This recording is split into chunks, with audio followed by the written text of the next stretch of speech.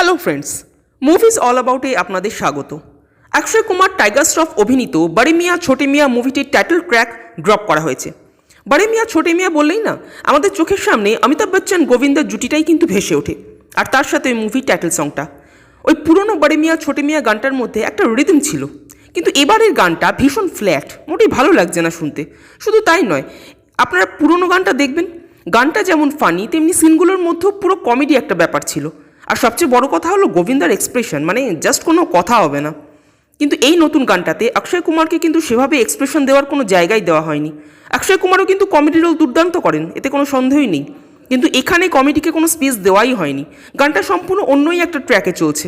আর tiger শ্রফের expression, তাও আবার comedy. যাই হোক, সেসব না নিয়ে নয় আলোচনা এখন নাই করলাম। তবে হ্যাঁ, যারা পুরনো বড়ে মিয়াঁ ছোটে মিয়াঁ গানটার সাথে অভ্যস্ত তাদেরই নতুন গানটা ভালো না লাগলেও যারা পুরনো গানটা শোনেননি, মানে একেবারে যারা নিউ জেনারেশন, তাদের কিন্তু গানটা ভালো লাগতেও পারে। কারণ এখনকার গানটার মধ্যে একটা রক সঙের কিছুটা স্টাইল আছে। আর গানের থেকেও বড় অ্যাট্রাকশন হলো ডান্স।